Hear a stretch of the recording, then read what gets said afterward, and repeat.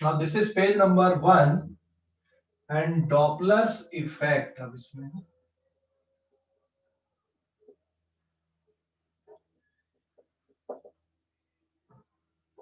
Doppler's effect light में भी अपन ने पढ़ा था। अभी डॉपलर्स इफेक्ट इन साउंड हम यहाँ पे देख रहे हैं अभी, ठीक है। डॉपलर्स इफेक्ट इन साउंड, ये Doppler's effect in sound wave, Doppler's effect in sound wave. देखो ये जो डॉपलर्स इफेक्ट है साउंड वेव के लिए, या कोई भी डॉपलर्स इफेक्ट की हम बात कर रहे हैं, तो ये एक्चुअल फ्रीक्वेंसी और ऑब्जर्व्ड फ्रीक्वेंसी के बारे में बताता है, ठीक है। Actual frequency of source and observed frequency of source, इसके बारे पे है। तो डॉपलर्स इफेक्ट है क्या, बेसिकली मैं डेफिनेशन लिख दूं यहाँ पे। It is apparent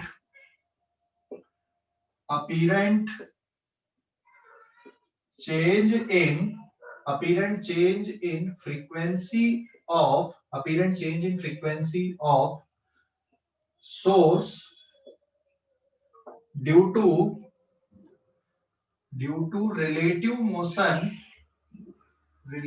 motion of source and observer. Source और ऑब्जर्वर के बीच में रिलेटिव मोशन होने के कारण जो फ्रीक्वेंसी में अपीरेंट चेंज होता है, इसी को क्या बोलते हैं हम, डॉपलर्स इफेक्ट बोलते हैं, ठीक है। इसी को हम क्या बोलते हैं, डॉपलर्स इफेक्ट बोल रहे हैं यहाँ पे। जैसे मान लो there is a situation, for example ये एक मैंने एम्बुलेंस यहाँ पे कंसीडर किया and this is the ambulance, ठीक है। ये एक एम्बुलेंस है और यहां से जो साउंड प्रोड्यूस हो रहा है एम्बुलेंस से सभी डायरेक्शन पे, ठीक है। और इसकी जो फ्रीक्वेंसी है वो कितनी है, एफ है। And suppose this ambulance is moving towards this direction, ये एम्बुलेंस इस डायरेक्शन पे जा रहा है। तो अगर मान लो यहां पर कोई ऑब्जर्वर है, suppose this is one of the observer and एक ऑब्जर्वर ये है, इस साइड पे एक ऑब्जर्वर है, ठीक है ना। तो इन दोनों ऑब्जर्वर को, this is observer 2 and this is observer 1, ये जो फ्रीक्वेंसी है यहाँ पे साउंड की जो फ्रीक्वेंसी इसको ऑब्जर्व होगी वो कितनी रहेगी, ज्यादा रहेगी या कम रहेगी, ठीक है।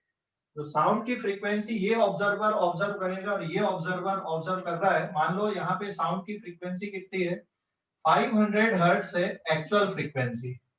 ये ऑब्जर्वर अगर एम्बुलेंस इसके पास में आ रही है तो यहां से जो साउंड प्रोड्यूस हो रहा है और जब ये ऑब्जर्वर उस साउंड को सुन रहा है तो उसकी फ्रीक्वेंसी इसको ज्यादा ऑब्जर्व होगी, it is greater than 500 hertz. और इसको जो साउंड रिसीव होगा या इसको जो फ्रीक्वेंसी ऑब्जर्व होगी it is less than 500 hertz.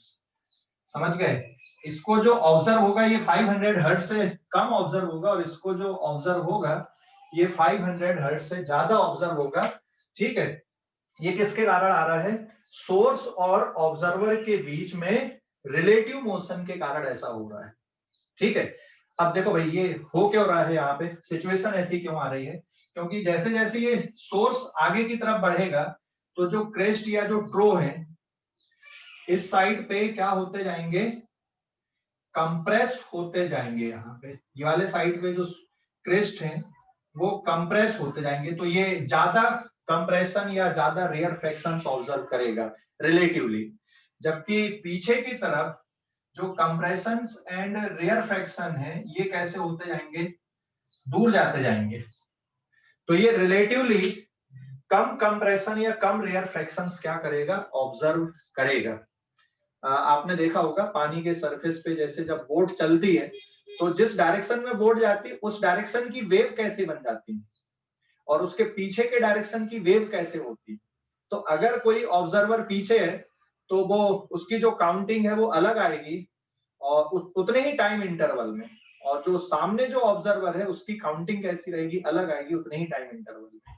तो एक्चुअल में यहाँ पे जो क्रेस्ट है या जो ट्रो है, इसके पास पहुंचने का जो रेट है वो ज्यादा होगा, और इसके पास क्रेस्ट या ट्रो के पहुंचने का जो रेट है वो कैसा होगा, कम होगा, और इसके कारण जो ऑब्जर्व फ्रीक्वेंसी है वो चेंज हो जाएगी। इसको ऑब्जर्व फ्रीक्वेंसी कम आएगी और इसको ऑब्जर्व फ्रीक्वेंसी कैसी होगी, ज्यादा होगी।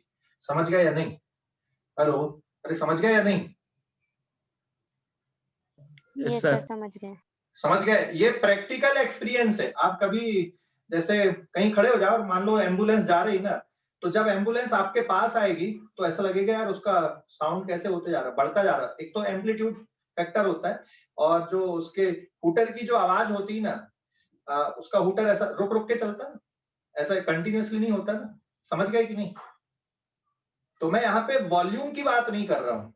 उसका जो हूटर होता है ना, वो जो साउंड प्रोड्यूस करता है, वो देखना जब आपके पास में आता है, जैसे आप ये हो ऑब्जर्वर, तो जब इसका हूटर साउंड देगा तो ऐसा लगेगा कि पहले इंटरवल ज्यादा था, फिर कम हुआ, फिर कम हुआ, फिर कम हुआ, मतलब फ्रीक्वेंसी ऐसा लगेगा कि बढ़ते जा रही है ना।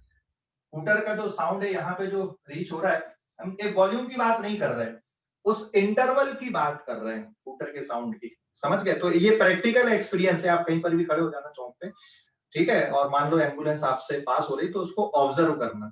So you will observe this phenomena, ठीक है। जो इंटरवल होता है, मान लो ये भी रेस्ट पे और ये भी रेस्ट पे है, तो आप कोई फर्क ऑब्जर्व नहीं होगा। जो एक्चुअल फ्रीक्वेंसी है वही यहाँ पे अपीयर होगी, लेकिन अगर ये मूव कर रहा है तो फिर जो साउंड है, इंटरवल है दो कंप्रेशन के बीच में या मैक्सिमम एम्पलीट्यूड के बीच में, उसमें फर्क आपको ऑब्जर्व होगा। और इस फिनोमेना को हम क्या बोलते हैं यहाँ पे, डॉपलर्स इफेक्ट बोलते हैं। अभी समझ गया डॉपलर्स इफेक्ट का मतलब? हेलो, अरे समझ गया या नहीं? Yes sir. ठीक है। तो जो साउंड प्रोड्यूस होता है ना, उसमें उसके ऑब्जर्वेशन में ये फर्क।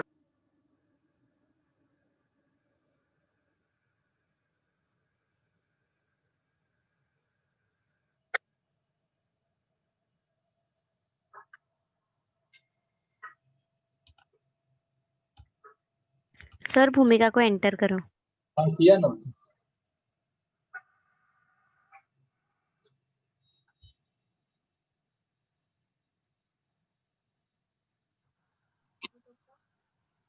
इसको देखना,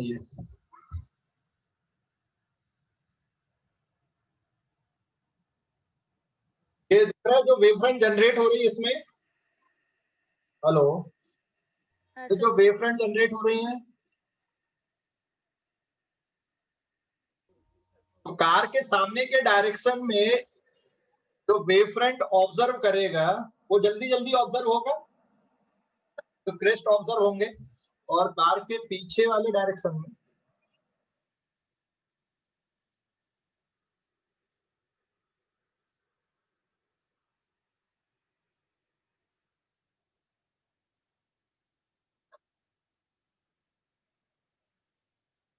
crest are closer to one another.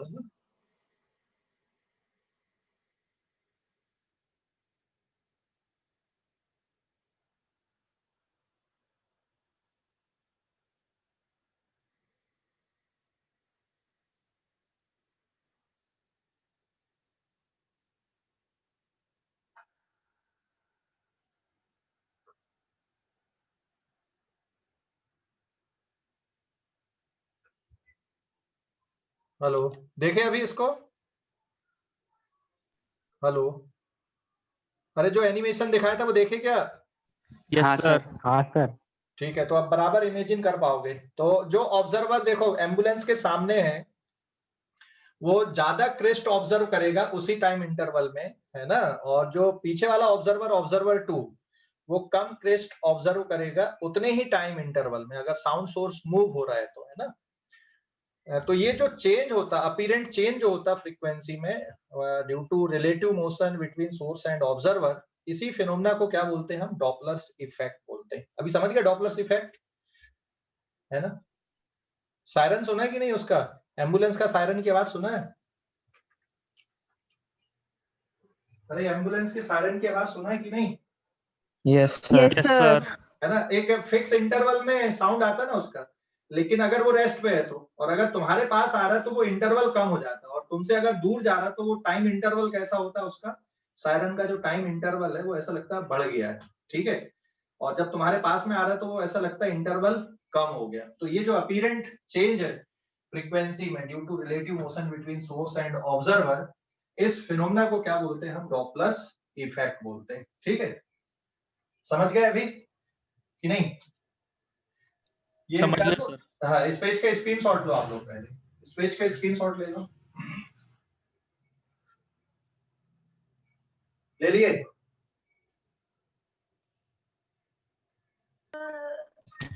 Yes, sir. ठीक है, देखो अभी। हाँ, नाउ पेज नंबर 2। अब मैं फार्मूला लिख रहा हूँ बट विदाउट डेरिवेशन, डेरिवेशन वाला पार्ट में कल एक्सप्लेन करूंगा, बट आज मैं फार्मूले से कैलकुलेशन वाले पार्ट को एक्सप्लेन कर देता हूँ अभी, ठीक है। डेरिवेशन वाले पार्ट को कल देखेंगे हम, आज हम फॉर्मूले वाले पार्ट में चलते, कैलकुलेशन वाले पार्ट में, ठीक है। देखो अभी व्हाट इज द सिचुएशन यहाँ पे। फर्स्ट केस ये है, now this is case 1, if observer at rest and source is moving, observer rest पे है और सोर्स मूव कर रहा है, मतलब एक केस ये है। दूसरा केस ये रहेगा कि आप सोर्स को रेस्ट पे कर दोगे और ऑब्जर्वर मूव होगा, और एक और केस ऐसा होगा कि जिसमें सोर्स और ऑब्जर्वर दोनों मूव होंगे। तो एक केस ये है, if observer at rest and source is moving, so suppose this is the source, this is the sound source. हाँ, ये साउंड सोर्स है और इसकी एक्चुअल फ्रीक्वेंसी ये है, और ये जो साउंड सोर्स है it is moving towards this direction, ये वाले डायरेक्शन पे जा रहा है विद सर्टेन वेलोसिटी, और इसी की लाइन पे मैं दो ऑब्जर्वर को रख दे रहा हूं। एक ऑब्जर्वर यहां पर है, दिस इज ऑब्जर्वर 1, और एक ऑब्जर्वर यहां पर है, this is observer 2। So there are two observer, एक जिस डायरेक्शन में सोर्स का, ठीक है, एक ऑब्जर्वर जिस डायरेक्शन में सोर्स जा रहा है। देखो जब ये जो सोर्स है ना इस डायरेक्शन पे अगर जा रहा है तो, अरे भूमिका माइक म्यूट कर ले, ठीक है। यहाँ पे जो कंप्रेशंस आएंगे, वेव फ्रंट जो आएंगे, ये कैसे होते जाएंगे? यहाँ पे कंप्रेस होते जाएंगे, ये इस तरह से, है ना। और यहाँ पर जो वेव फ्रंट रिसीव होंगे ये कैसे वाले रहेंगे? आपके दूर जाने वाले रहेंगे, ऐसे, है ना। तो जो अपीरेंट चेंज इन वेवलेंथ है, मान लो यहाँ पे वेवलेंथ लैम्डा है and actual wavelength is speed divided by v naught, and what is v here? vs is speed of sound and this is the speed of source, ठीक है। ये source की speed है और ये जो vs है it is speed of sound है, this is speed of sound, and what is f naught यहाँ? This is frequency of source, ये एक्चुअल फ्रीक्वेंसी है सोर्स की, एंड दिस v is मैं इसको vc से डिनोट कर दे रहा हूं यहाँ पे, this is vc is the speed of source. तो एक टर्म है यहाँ पे स्पीड ऑफ साउंड और एक टर्म क्या है यहाँ पे? Speed of source. हाँ, यहाँ पर देखोगे इस साइड पे तो जो वेवलेंथ है, वेवलेंथ बढ़ेगी या ज्यादा होगी? Apparent wavelength. और यहाँ पे अपीरेंट वेवलेंथ कैसी होगी बताओ जल्दी से? यहाँ पे apparent wavelength is greater than actual wavelength, है ना, ठीक है। और यहाँ पर जो अपीरेंट वेवलेंथ आएगी it is less than actual wavelength. तो यहाँ पर जो फ्रीक्वेंसी आएगी, apparent frequency, it is less than actual frequency, और यहाँ पर जो अपीरेंट फ्रीक्वेंसी आएगी it is greater than actual frequency. और जो फार्मूला है, मैं डायरेक्ट फार्मूला लिख दे रहा हूं यहाँ पे, ये वाले ऑब्जर्वर के लिए अपीरेंट फ्रीक्वेंसी का फार्मूला बनेगा actual frequency into speed of sound divided by speed of sound minus speed of source, मतलब वेलोसिटी ऑफ कार, ऐसा। तो ये वाले ऑब्जर्वर के लिए बेटा ये फार्मूला लिखोगे, और इस ऑब्जर्वर के लिए जो अपीरेंट फ्रीक्वेंसी है it is actual frequency into, कितना आएगा ये, actual frequency into speed of source divided by velocity of sound, sorry this is velocity of sound मान प्लस, उल्टा लिख दिया, यहाँ पे फ्रीक्वेंसी क्या होगी, कम होगी, तो यहाँ डिनोमिनेटर में प्लस का साइन, और यहाँ पे फ्रीक्वेंसी ज्यादा होगी तो डिनोमिनेटर में ये माइनस का साइन। तो इसको, ये फ्रीक्वेंसी ऑब्जर्व होगी इस ऑब्जर्वर, और इस ऑब्जर्वर को ये फ्रीक्वेंसी ऑब्जर्व होगी। ठीक है, कॉन्सेप्ट को ध्यान रखना। What is VS? VS is speed of sound. ठीक है, इसमें मैंने मीडियम को रेस्ट पे मान लिया है। यहाँ पे एक observer is at rest and source is moving and medium at rest, medium at rest मतलब हवा भी इसमें नहीं चल रही है, हमने उसको कंसीडर नहीं किया है, वो केस और मैं बताऊंगा अभी, बट ये केस है।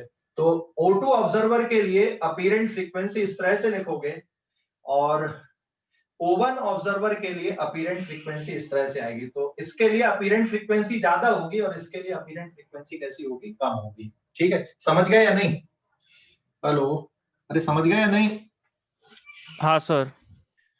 तो ये फार्मूला आपको ध्यान रखना है। डेरिवेशन में कल की क्लास में करूंगा, थोड़ा टाइम लगता है, बट 2 ही डेरिवेशन बताऊंगा, उसमें ज्यादा नहीं आज, लेकिन मैं सारे केसेस अभी डिस्कस कर लेता हूँ। ठीक है, तो स्क्रीनशॉट लो इस पेज का। हाँ देखो, इसमें ना 2 केस बनते हैं।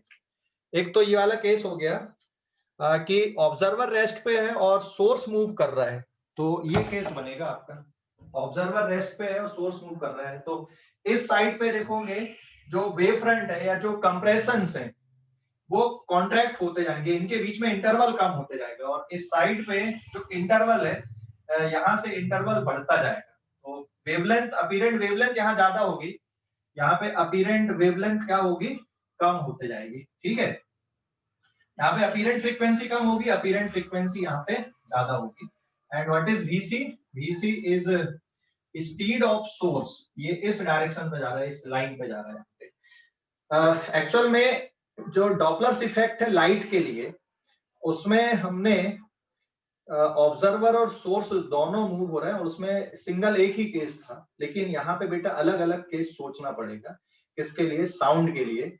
जैसे इसमें अगर सोर्स मूव कर रहा है तो वेवलेंथ में चेंज होता है, या जो काउंटिंग होती क्रेस्ट की इस साइड पे, उतने ही टाइम इंटरवल में जो काउंटिंग आएगी ऑब्जर्वर के पास में वो ज्यादा होगी, और यहाँ पर जो काउंटिंग आएगी क्रेस्ट की ऑब्जर्वर के पास में उतने ही टाइम इंटरवल में वो कैसी होगी, कम होगी। मान लो आपने घड़ी में जो टाइम इंटरवल सेट कर दिया है यहाँ पे delta T is the time interval, this is time interval between two crests, this is time interval between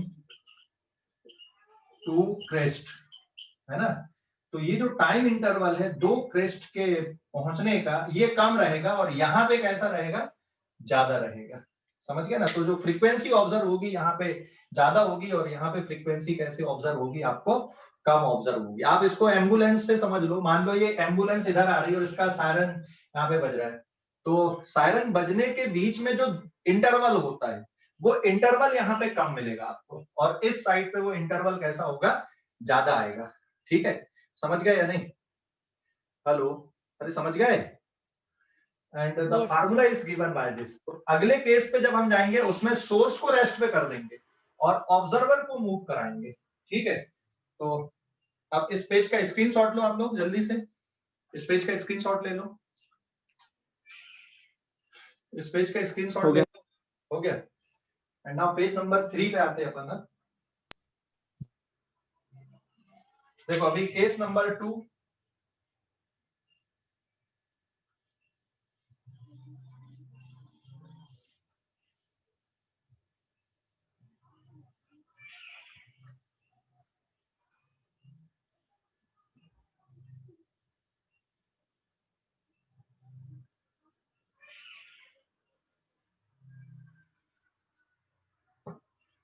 now this is case number 2।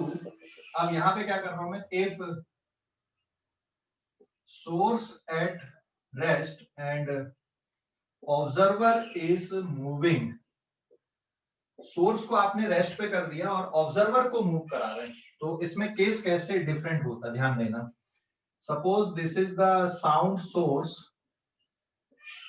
ये एक साउंड सोर्स आपने लिया है और जो एक्चुअल फ्रीक्वेंसी ये है Vs is speed of sound in air and medium at rest, हाँ medium at rest speed of sound and this is original frequency of sound, original frequency, और ये रेस्ट पे है एंड ये मैंने यहाँ पे लाइन दिया। Now there are two observer, this is the observer 1 और ये ऑब्जर्वर इधर पे v नॉट वेलोसिटी से सोर्स की तरफ आ रहा है, और जो दूसरा ऑब्जर्वर है this is observer 2, it is moving away, ये दूर जा रहा है। ये ऑब्जर्वर सोर्स के पास आ रहा है और ये ऑब्जर्वर कैसा हो रहा है, सोर्स से दूर जा रहा है। ठीक है, इस पे एक ऑब्जर्वर सोर्स के पास आ रहा है और दूसरा जो ऑब्जर्वर है वो सोर्स से दूर जा रहा है। ठीक है, तो इस पे ध्यान देना। एक्चुअल में जो साउंड यहां से प्रोड्यूस होगा, जो क्रेस्ट बन रहे हैं ये इक्वल इंटरवल में ही आएंगे, ये ऐसे, मतलब जो अपीरेंट चेंज है वेवलेंथ का, वेवलेंथ में अपीरेंट चेंज यहां पे नहीं आएगा।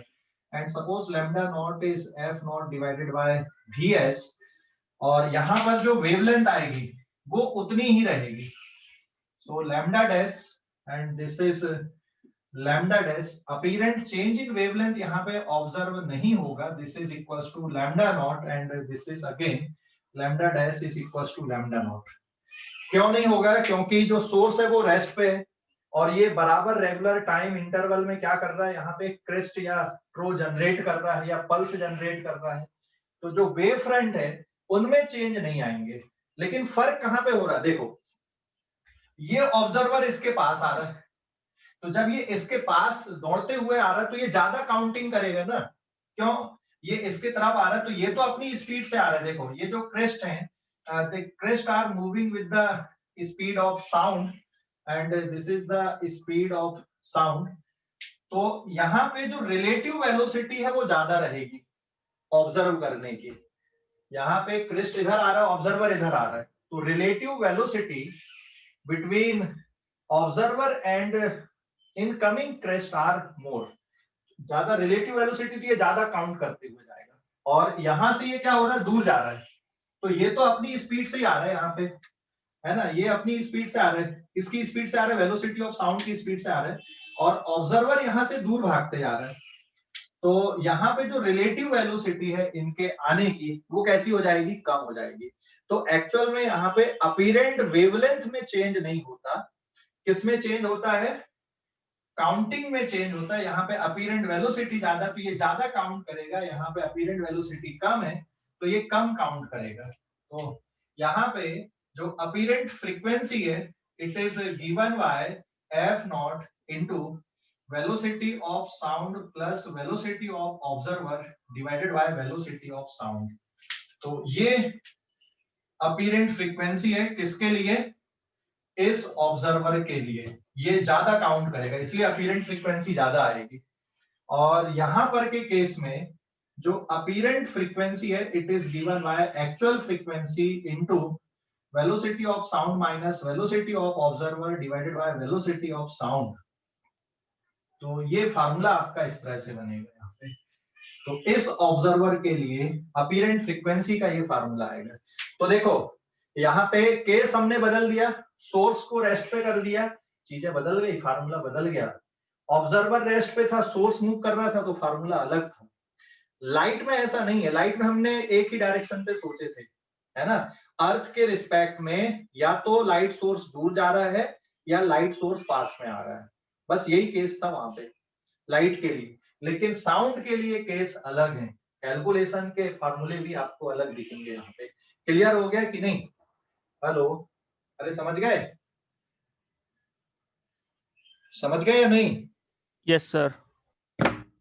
अब इस पेज का स्क्रीनशॉट लो। हाँ, इस पेज का स्क्रीनशॉट ले लो। हो गया सर। हो गया। अच्छा, अब एक और केस हम देखते हैं कि अगर सोर्स और ऑब्जर्वर दोनों मूव करें तो क्या हम कोई जनरल फार्मूला बना सकते हैं। तो मैं एक अब जनरल फार्मूला बना देता हूं, ठीक है, उसको ध्यान में रखना और आप उससे सारे क्वेश्चन आंसर कर सकते हैं। तो यहाँ पे क्या, हाँ बोलो, कुछ बोल रहे हैं क्या योजित? Sir lambda naught is equal to V S upon F naught होगा ना?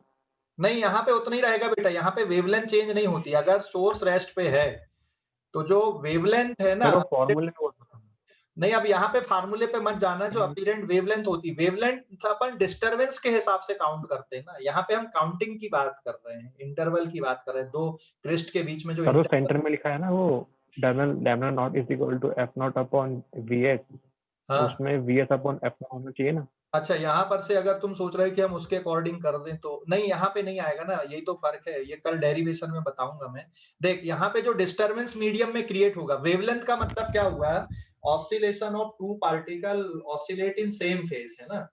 तो यहाँ पे जो वेवलेंथ रहेंगी, जो डिस्टरबेंस क्रिएट हो रहा मीडियम में, वो तो उतना ही रहेगा, दोनों तरफ उतना ही देखेगा, आपको फर्क नहीं आएगा ना इस केस में योजित। तो अपीरेंट वेवलेंथ में चेंज नहीं होगा, हाँ काउंटिंग में जरूर चेंज आएगा। काउंटिंग में चेंज कैसे आएगा, क्योंकि आप ऑब्जर्वर 1 हो तो आप ज्यादा क्रिस्ट काउंट करते जाओगे, और अगर आप ऑब्जर्वर 2 हो तो आप कम क्रिस्ट काउंट करोगे ना। हेलो, हाँ सर। आप यहाँ पे डायरेक्ट फार्मूले के थ्रू मत सोचो ना इनको, ठीक है, आप काउंटिंग को देख रहे हो बेसिकली। अरे समझ गया योजित? हाँ सर समझ गया। हाँ, यहाँ पे ध्यान देना, जब सोर्स रेस्ट पे होता है तो अपीरेंट वेवलेंथ में चेंज नहीं होता। जब सोर्स मूव करता है ना, तब अपीरेंट वेवलेंथ में चेंज होता है, ठीक है। अब आगे बढ़ते हैं, अपन पेज नंबर 4 पे आते हैं। इस पेज का स्क्रीनशॉट हो गया आपका? इस Yes, sir. पेज नंबर 4 अभी। हाँ,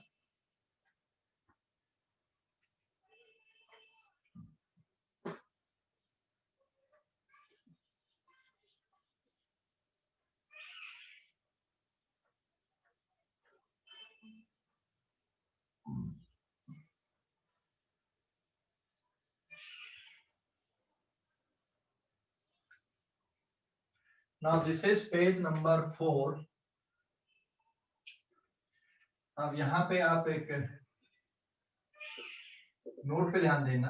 first, if medium at rest, मान लो मीडियम रेस्ट पे है and this is the source. हाँ, और यहाँ पर ये ऑब्जर्वर है, this is observer 1 and this is observer 2, ये लिख दिया मैंने बस इतना। एंड जो एक्चुअल फ्रीक्वेंसी है ये एफ नॉट है, and VS is speed of sound, VC is speed of source, and VO is speed of observer, ठीक है। तो ध्यान देना, यहाँ पे अपीरेंट फ्रीक्वेंसी का डायरेक्ट फार्मूला लिख दे रहा हूं मैं, F naught into V S plus minus VO divided by V S minus plus V C, ठीक है। Vc is speed of source, and Vs is speed of sound. This is speed of sound. तो ध्यान देना, अब ये plus minus का symbol का मतलब समझ गए। अगर दोनों मूव कर रहे हैं तो ये एक जनरल फार्मूला लिख दिया मैंने। हाँ, यहाँ पे एक मैंने जनरल फार्मूला लिख दिया है। यहाँ जनरल फार्मूला है। यहाँ न्यूमरेटर में प्लस का मतलब और माइनस का मतलब क्या आएगा? न्यूमरेटर में प्लस और माइनस का मतलब क्या है, बता जल्दी से। न्यूमरेटर में प्लस और माइनस का मतलब क्या है, और डिनोमिनेटर में प्लस और माइनस का मतलब क्या है? यहाँ पे प्लस और माइनस का मतलब और डिनोमिनेटर में प्लस और माइनस का मतलब समीर को एंटर करो ना। क्या? सर समीर एंटर करो, समीर वेटिंग में। सर किया ना रे भाई? ठीक है, देख यहाँ पे प्लस माइनस का मतलब क्या है, न्यूमरेटर में जो प्लस माइनस है इसका मतलब क्या है,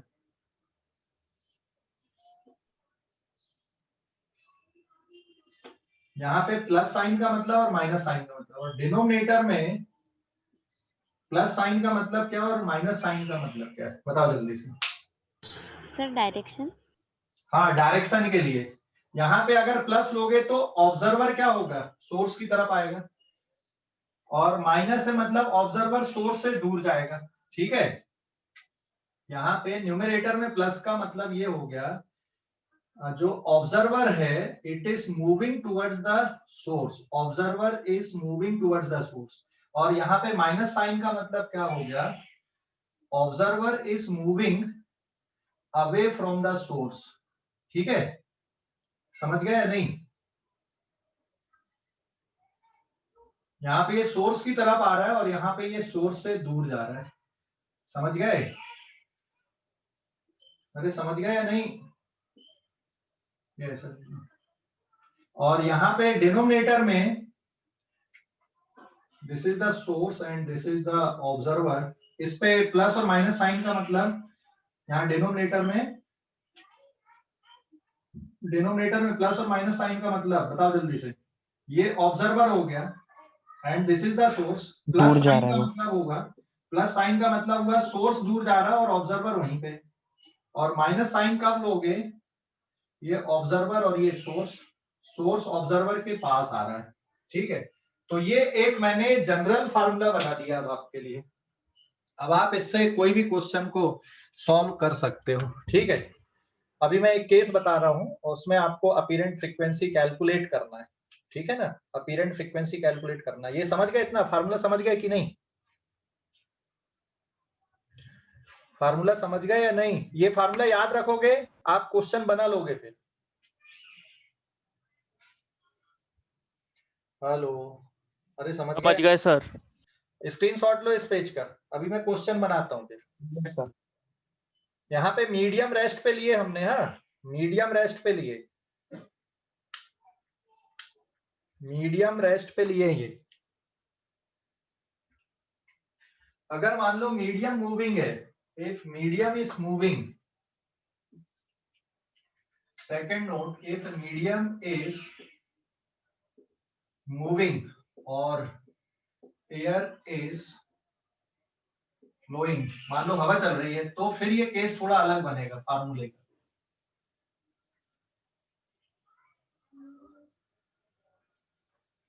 अगर विंड भी चल रही है तो फिर ये केस अलग बनेगा। दिस इज पेज नंबर 5, यहाँ पे suppose this is the source और जो विंड है वो ये वाले डायरेक्शन में चल रही है ऐसे,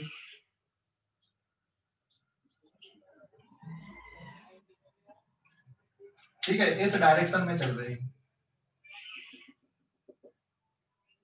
तो यहाँ पर जो ऑब्जर्वर है दिस इज O1 एंड यहाँ पर जो ऑब्जर्वर है O2, so velocity of wind is VW, बाकी सब सिंबल अपनी यूजुअल मीनिंग पे है। इसके लिए अपीरेंट फ्रीक्वेंसी का फार्मूला F0, देखो इसके पास जो साउंड रिसीव होगा उसमें माइनस करना velocity of wind, velocity of sound minus velocity of wind, जैसे हमने रिवर बोट प्रॉब्लम में किया था। इसके बाद आपको वही फिर plus minus velocity of observer and plus minus velocity of source लिखना है। ठीक है, ये वाले के लिए, इस ऑब्जर्वर के लिए, और ये वाले ऑब्जर्वर के लिए जो अपीरेंट फ्रीक्वेंसी आएगी इट इज F0 इनटू, क्योंकि विंड भी इसी डायरेक्शन पे चल रही, तो साउंड की स्पीड के साथ में आपको विंड की वेलोसिटी को भी ऐड करना पड़ेगा।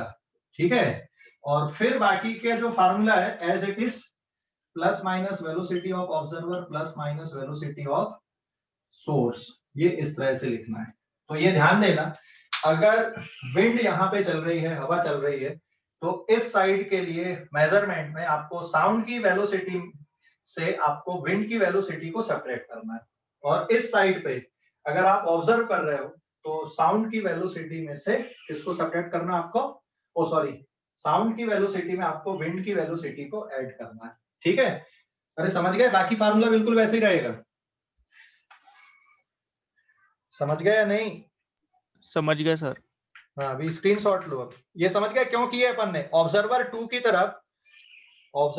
की तरफ जो साउंड है उसकी वेलोसिटी बढ़ जाएगी ना, क्योंकि हवा भी उसी डायरेक्शन में चल रही है। और ऑब्जर्वर 1 की तरफ जो साउंड की वेलोसिटी है वो कैसी हो जाएगी? कम हो जाएगी। ठीक है, हेलो, अरे समझ गए? Yes sir. Yes, sir. हाँ स्क्रीनशॉट लो। अब मैं क्वेश्चन ले रहा हूँ यहाँ पे। हो गया।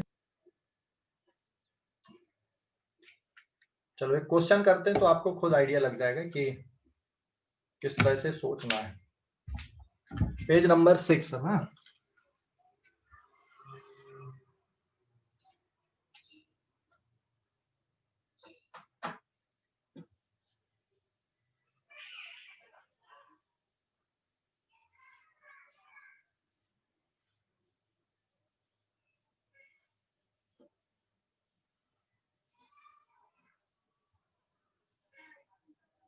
पेज नंबर 6 अभी। हाँ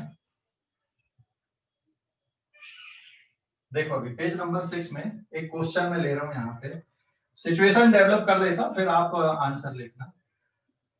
now this is the situation, दोनों के लिए कैलकुलेशन बताना आपको।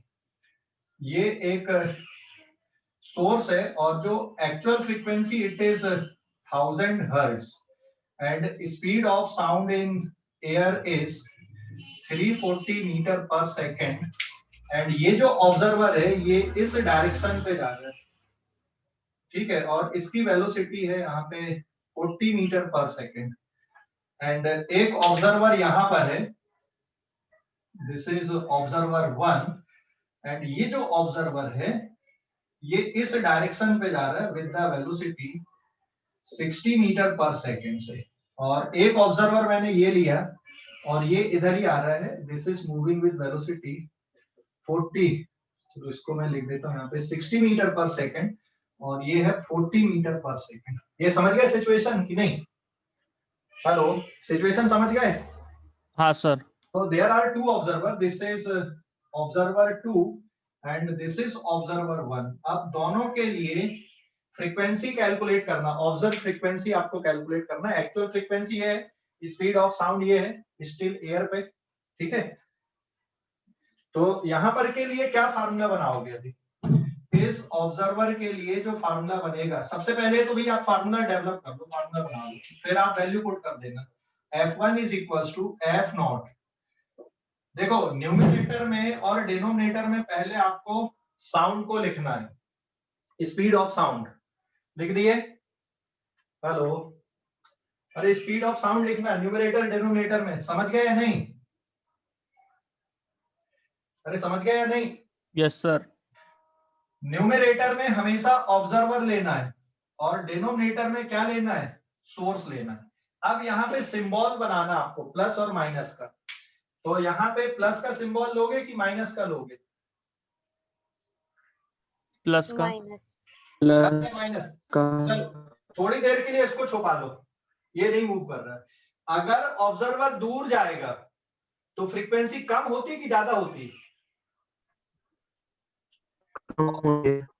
कम होगी ना फ्रीक्वेंसी। ऑब्जर्वर अगर दूर जाएगा तो फ्रीक्वेंसी कम होती है ना। तो कौन सा साइन आएगा यहाँ पे? इसको मैं थोड़ी देर के लिए छुपा लेता हूँ, ये ऐसा छुपा लिया मैंने। ये तो ऑब्जर्वर यहाँ पर देखो, ऑब्जर्वर क्या हो रहा है आपका? ये ऑब्जर्वर आपका दूर जा रहा है ना भाई। अरे समझ गए? ये मैंने छुपा लिया इधर का, आप मत देखो। ऑब्जर्वर दूर जा रहा है तो ऑब्जर्वर दूर जाएगा तो माइनस का साइन। अब इसको छुपा लो थोड़ी देर के लिए। यहां पर से जो सोर्स है ये भी दूर जा रहा है, तो सोर्स अगर दूर जाएगा तो कौन सा साइन आएगा? प्लस का साइन। समझ गए या नहीं? So these sign are very important, ये सोच के लिखना आपको। अभी थोड़ी देर के लिए इसको छुपा लो।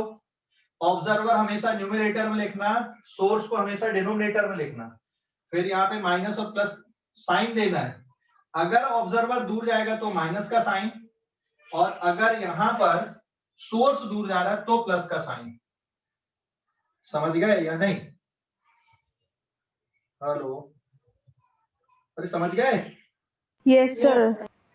तो अब सिर्फ आपको वैल्यू पुट करना, वैल्यू पुट करके आंसर निकाल देना। वो मैं नहीं निकालूंगा। दिस इज 1000 हर्ट्ज और it is 340 minus 40 divided by, सिर्फ वैल्यू रखना है हाँ, दिस इज 340 प्लस इसकी वेलोसिटी कितनी यहाँ पे 40। कर लोगे कैलकुलेशन अब इस ऑब्जर्वर के लिए बताओ, ये वाले ऑब्जर्वर के लिए जो फ्रीक्वेंसी आएगी F2, इसके लिए फ्रीक्वेंसी का फार्मूला बताओ जल्दी से, कैसे लिखोगे? F2 is equal to F naught, ठीक है। उसके बाद वेलोसिटी ऑफ साउंड लिखना है, velocity of observer, velocity of source लिखना। अब साइन बताना है यहाँ पे प्लस माइनस वाले, बताओ जल्दी से। VS plus V naught upon VS minus VC. Plus minus, numerator में प्लस या माइनस? Plus. प्लस इसको छुपा ले थोड़ी देर के लिए। ऑब्जर्वर अगर पास में आएगा तो फ्रीक्वेंसी ज्यादा होती है, फ्रीक्वेंसी ज्यादा तभी होगी जब यहाँ प्लस का साइन करोगे, आए ना। और अब इसको छुपा ले, सोर्स इसके पास आ रहा है तो सोर्स पास आएगा तब भी फ्रीक्वेंसी ज्यादा होती, तो ज्यादा कब होगी? जब डिनोमिनेटर को तुम छोटा करोगे। तो यहाँ पर कौन सा साइन आएगा? माइनस का साइन। अभी सिर्फ आपको वैल्यू पुट करना है, ठीक है। So it is 1000 and 340 divided by 340, it is plus 60 and minus 40। अभी सॉल्व हो जाएगा कि नहीं? आंसर आपके हर्ट्ज में आ जाएंगे। समझ गए या नहीं? कैलकुलेशन देख लो, कैलकुलेशन देख लो, समझ गए कि नहीं? कैलकुलेशन देखो, समझ गए या नहीं? समझ गए सर। अभी स्क्रीनशॉट ले लो अब इस पेज का। हो गया हो गया सर। ठीक है, एक क्वेश्चन और देखते हैं। एक क्वेश्चन और दूं, करोगे क्या? यस स्क्रीनशॉट लो अभी इस पेज का। हो गया सर। कैलकुलेशन आप लोग करना। हाँ?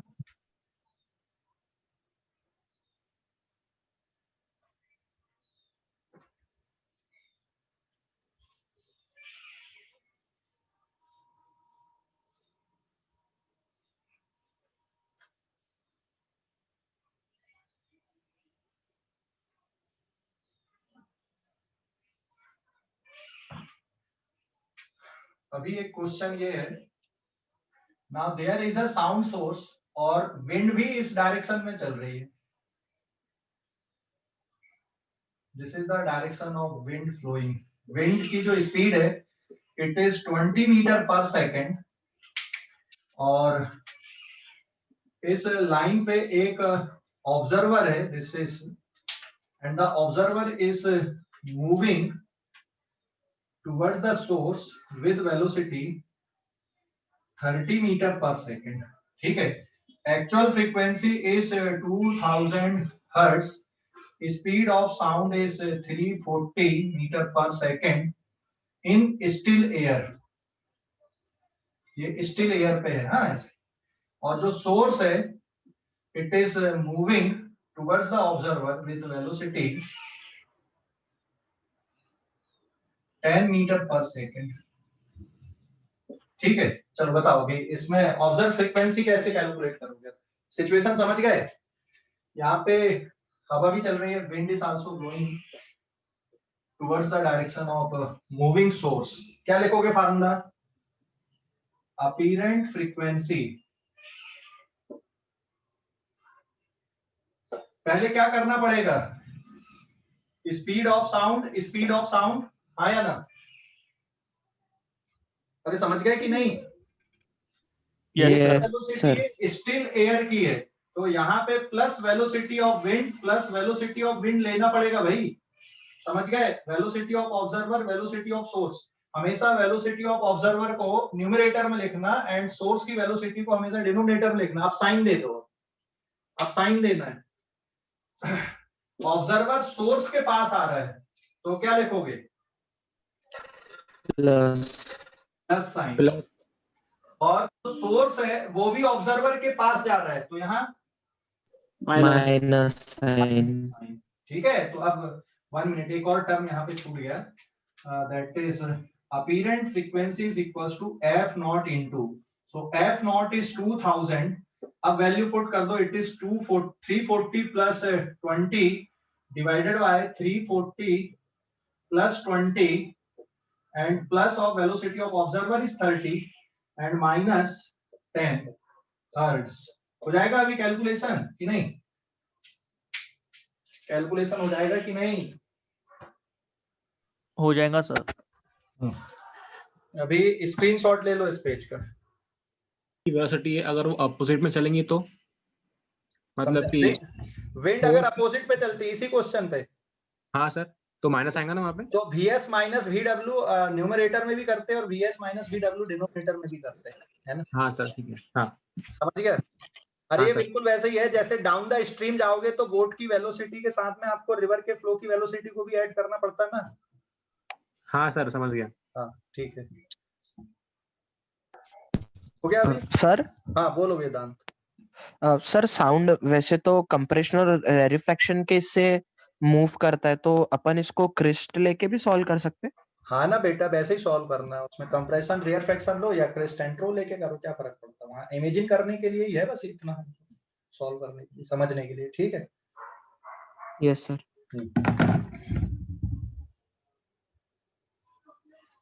जो कंप्रेशन है उसको क्रिस्ट मान लो, जो रेयर फ्रैक्शन उसको ट्रो मान लो ना, ठीक है? ठीक है सर।